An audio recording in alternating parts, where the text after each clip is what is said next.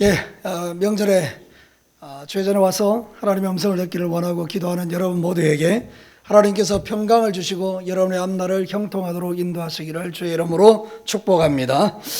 지난번에 아나니와 삽비라가 하나님하고 보시기 약한 일을 행하다가 결국 죽임을 당하고 교회 공동체가 거룩하게 되어졌죠. 그 교회 공동체가 거룩해지는 순간에 하나님께서 놀라운 회복의 능력을 베풀어 주시고 또 치유의 능력도 베풀어 주시고 세상을 이기는 놀라운 능력을 주셔서 사도들을 위협해도 그들은 전혀 위협당하지 않고 복음을 전하는 일을 계속하고 있는 그 내용에 대해서 여러분에게 말씀을 드렸습니다. 그래서 신앙생활 할 때 가장 중요한 게 뭐냐? 우리가 하나님 앞에 거룩하게 사는 것입니다. 아나니아와 삽비라가 그 하나님의 그 조금 훔쳤다고 그래 죽일 수 있겠느냐 그런 생각이 있을 수도 있겠지만 하나님이 그만큼 그 교회 공동체를 거룩하기를 원하시는 것처럼 오늘도 저와 여러분이 능력 있는 그리스도인들로 살아가기를 원하신다면 우리의 마음속에 거룩을 회복하는 게 대단히 중요하다는 것입니다. 우리가 거룩할 때 하나님의 능력을 맛보고 거룩할 때 하나님의 치유를 맛보고 거룩할 때 내가 있는 삶의 자리에서 모든 것을 이기는 능력자가 된다는 사실을 우리에게 말하는 겁니다. 오늘은 계속해서 이제 이어지는 것이 뭔가 하면 우리의 삶으로 증명하는 그런 믿음이 어떠한 것인가를 우리에게 말해주는 것이죠.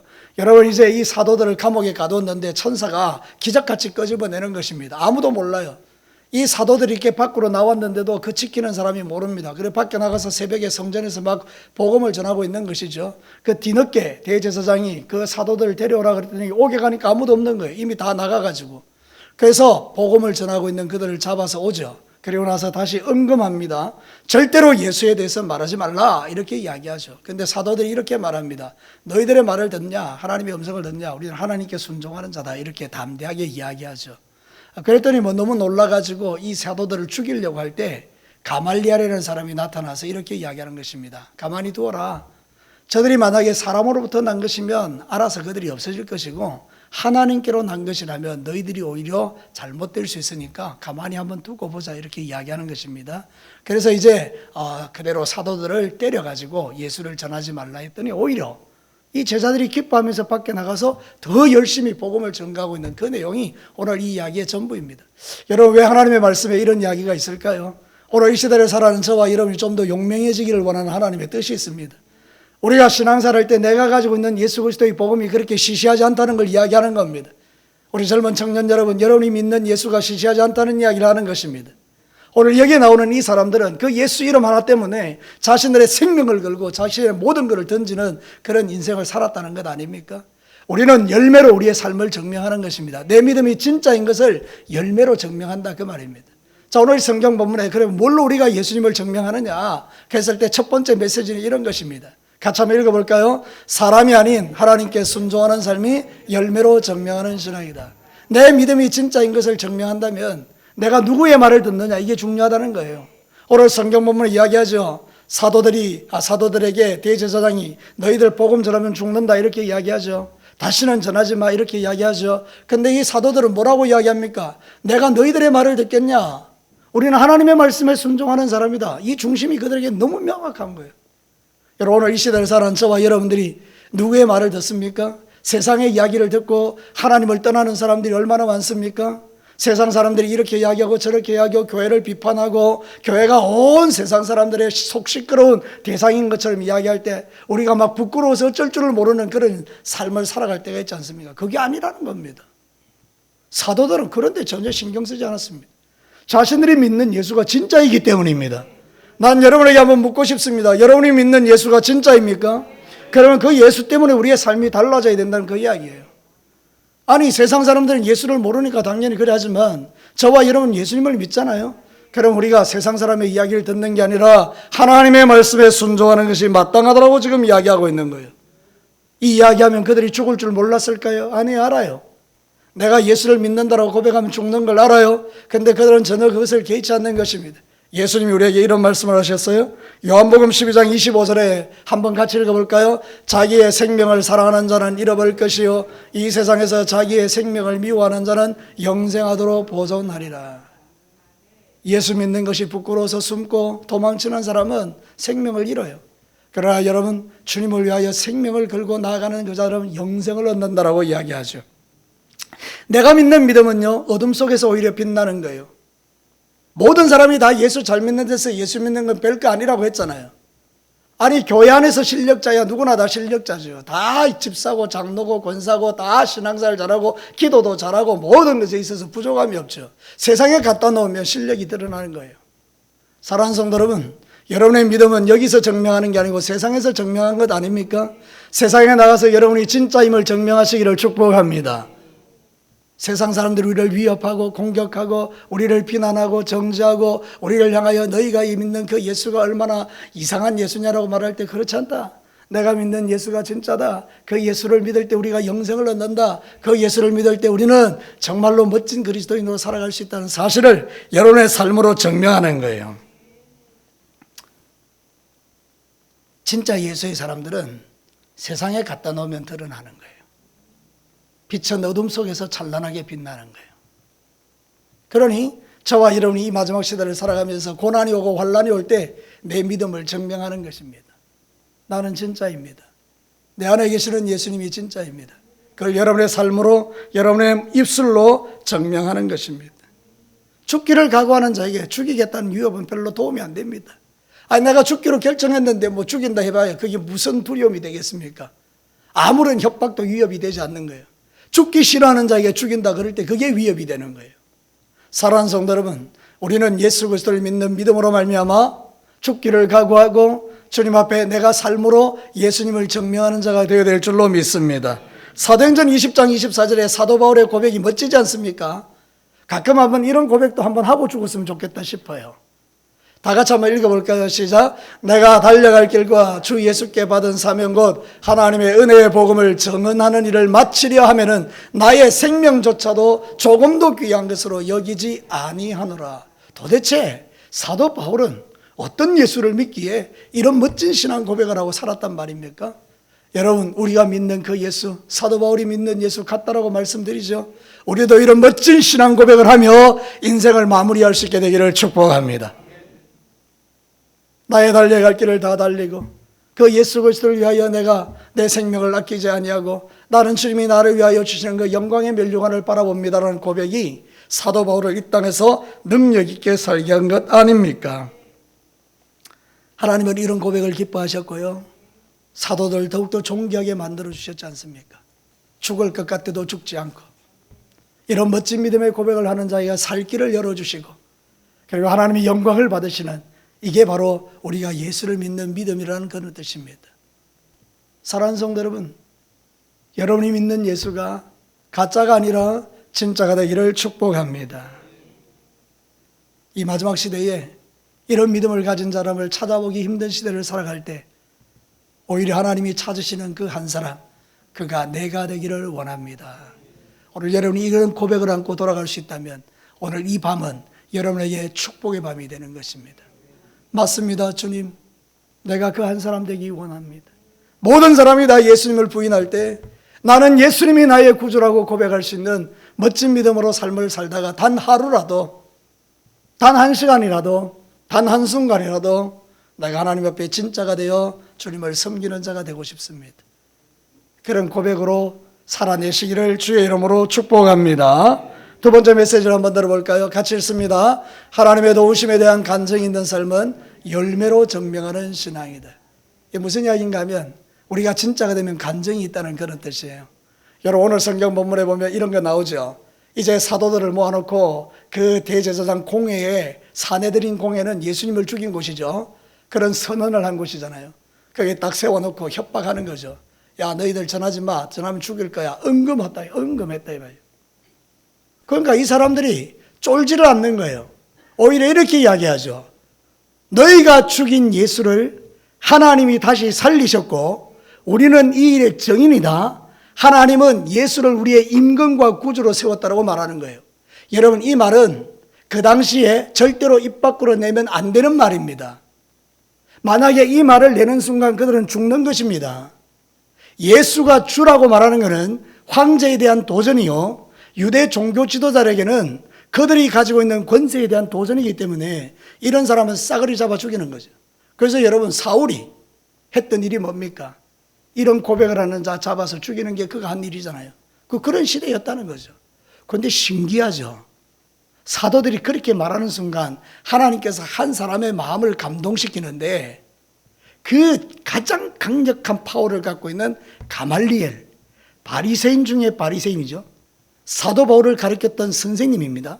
그 당시 최고의 석학이고 모든 것을 꿰뚫고 있는 그런 사람이에요. 모든 사람이 존경하는 사람이에요. 가말리엘이 말 한마디 하면 다 들어요.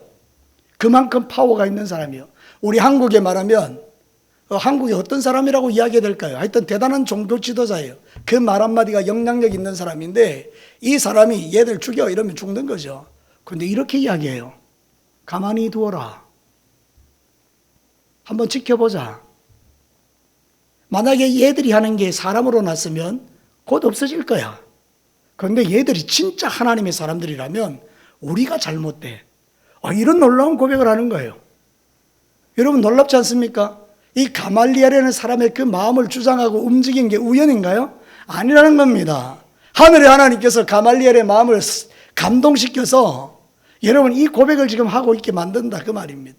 더 다른 사람이 일어나서 많은 사람이 따랐지만 그가 죽고 나니까 400명이 다 흩어져 버렸다. 유다라는 사람이 일어나서 또 이렇게 했지만 그걸 따라가던 사람이 유다가 죽고 나니까 다 없어졌다.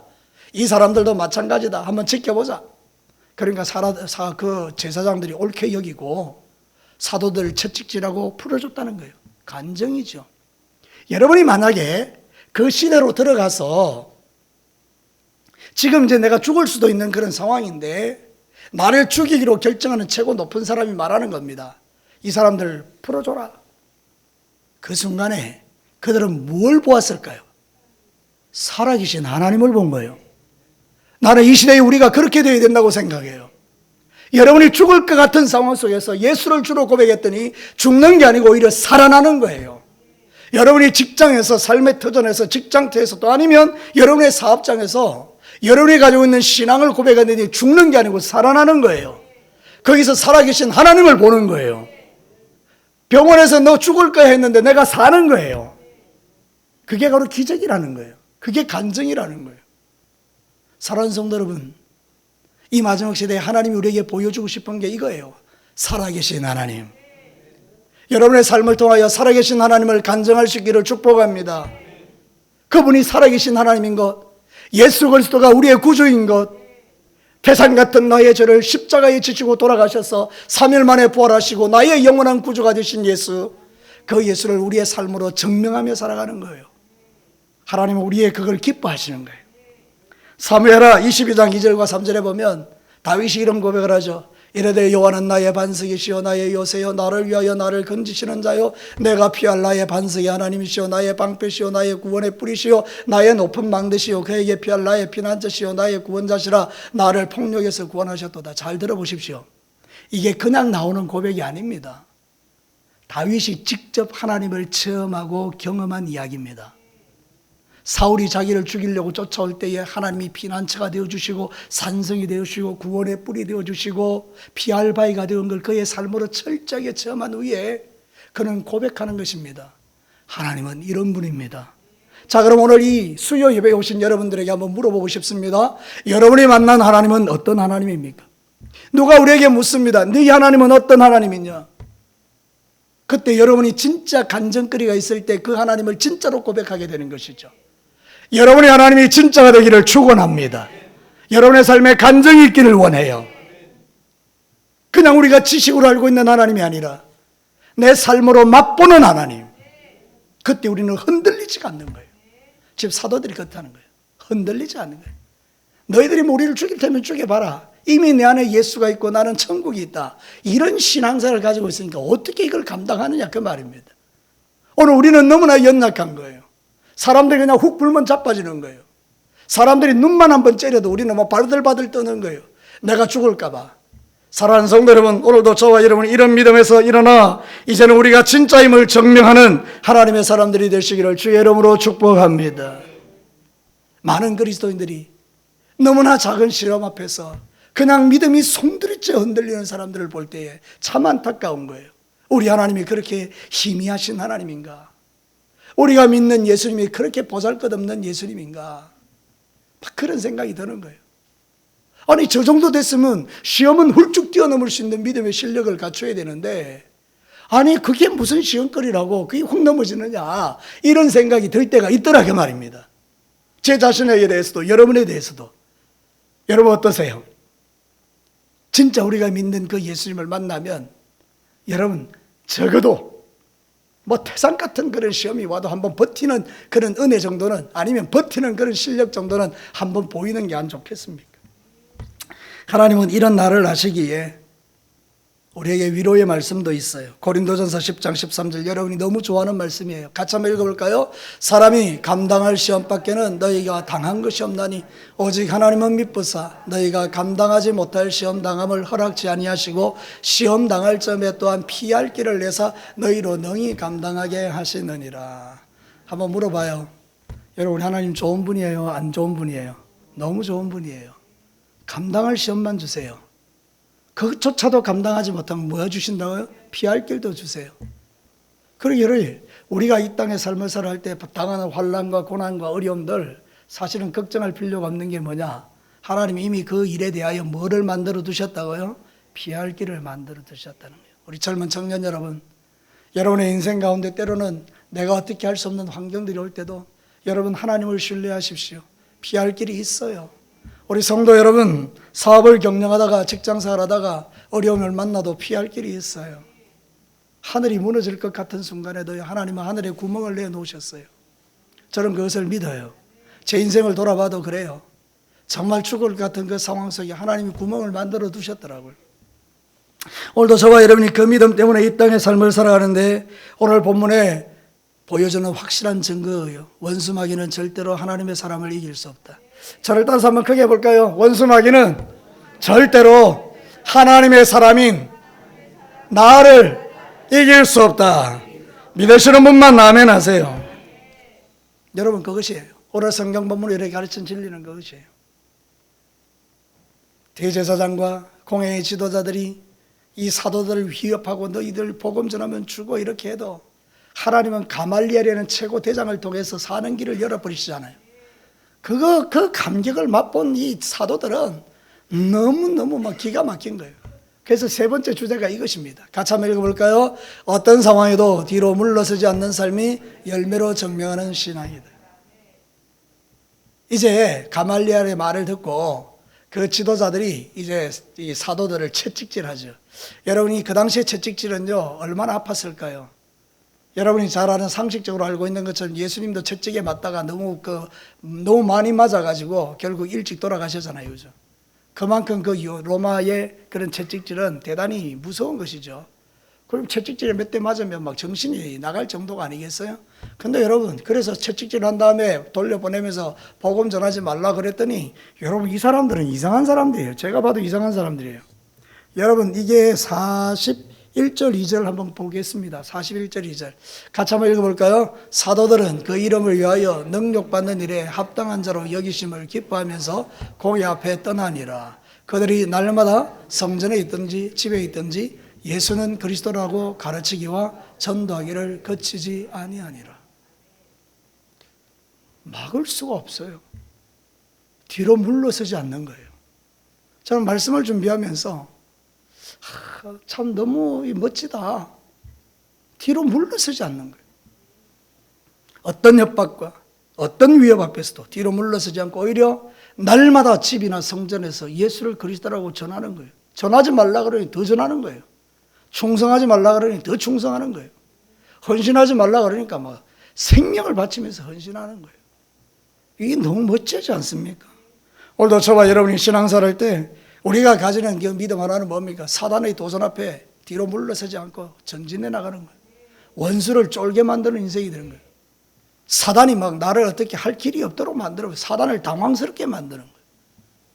오늘 이 땅의 신앙생활하는 우리는요, 사단이 설정만 건드려도 막 당황스러워서 어쩔 줄 모르는 그런 믿음으로 우리가 살아갈 때가 많은데, 아니에요. 반대로 우리가 사단의 나라를 막 당황스럽게 만드는 거예요. 지금 그렇죠. 지금 이 유대인들이 어쩔 줄을 모르는 거예요. 전하지 말라면 더 전하니까. 사탄의 도전 앞에 물러서지 않는 게 진짜 신앙이에요. 뒤로 물러서지 않기를 주의 이름으로 축복합니다. 아무리 힘들고 어려워도 뒤로 물러서지 않는 겁니다. 아무리 속상해도 뒤로 물러서지 않는 겁니다. 아무리 시험이 커도 뒤로 물러서지 않는 것입니다. 기도하기를 쉬지 않는 것입니다. 베드로전서 5장 8절과 9절 근신하라 깨어라 너희 대적 마귀가 우는 사자같이 두루다니며 삼킬 자를 찾나니 너희는 어떻게 하라고요? 믿음을 굳건하게 하여 그를 대적하라. 이는 세상에 있는 너희 형제들도 동일한 고난을 당하는 줄 알미라. 우리가 하나씩 하나씩 물러서면 설 자리가 없습니다. 이것도 양보하고 저것도 양보하고 이것도 다 자리 내어주면 나중에 내 믿음조차도 어디 갔는지 없어져요.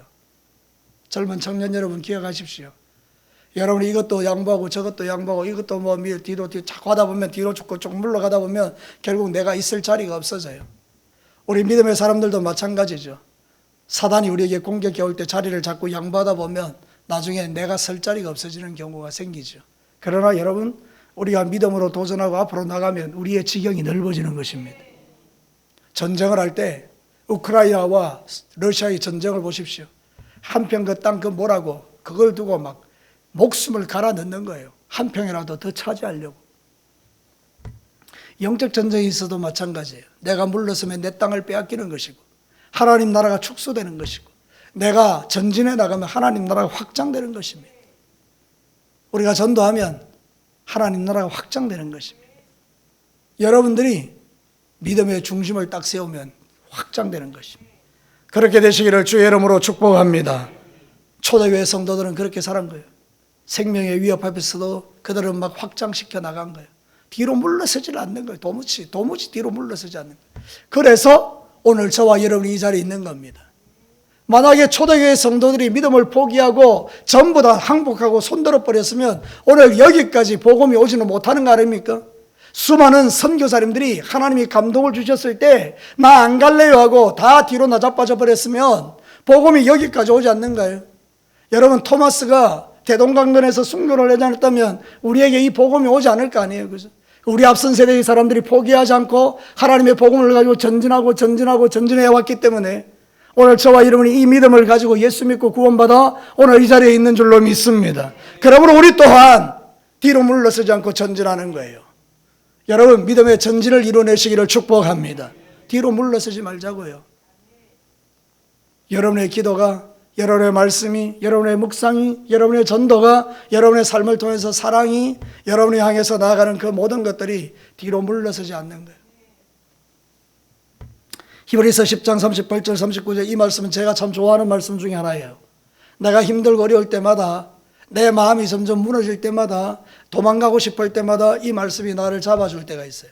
같이 한번 읽어볼까요? 나의 의인은 믿음으로 말미암아 살리라. 또한 뒤로 물러가면 내 마음이 그를 기뻐하지 아니하리라 하셨느니라. 우리는 뒤로 물러가 멸망할 자가 아니요 오직 영혼을 구원하며 이르는 믿음을 가진 자니라. 믿으시면 아멘입니다. 열매로 증명하는 삶이 뭐예요? 뒤로 물러서지 않는 거예요. 내 믿음이 진짜인 것을 뭘로 증명할까요? 환난 앞에서 뒤로 물러서지 않는 거예요. 시험 앞에서 도망치지 않는 거예요. 저를 따라서 한번 크게 한번 해보시겠습니다. 내 믿음이 진짜인 것을 증명하는 것은 시험 앞에서 도망치지 않는 것이다. 뭐 따라하는 것 보니까 도망치고 싶어서 여러분 정확하게 고백하십시오. 진짜 믿음을 가진 사람은 시험 앞에서 도망치지 않는 거예요. 여러분이 도망치면 어디 가겠어요? 도망치면 더 큰 시험을 만나는 거예요.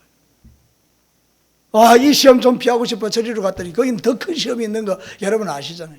시험 만날 때 우리가 도망치지 않는 거예요. 전진하는 거예요. 믿음을 지키기 위해서 전진하는 거예요. 기억하십시오. 믿음을 지키기 위해 전진하는 거예요.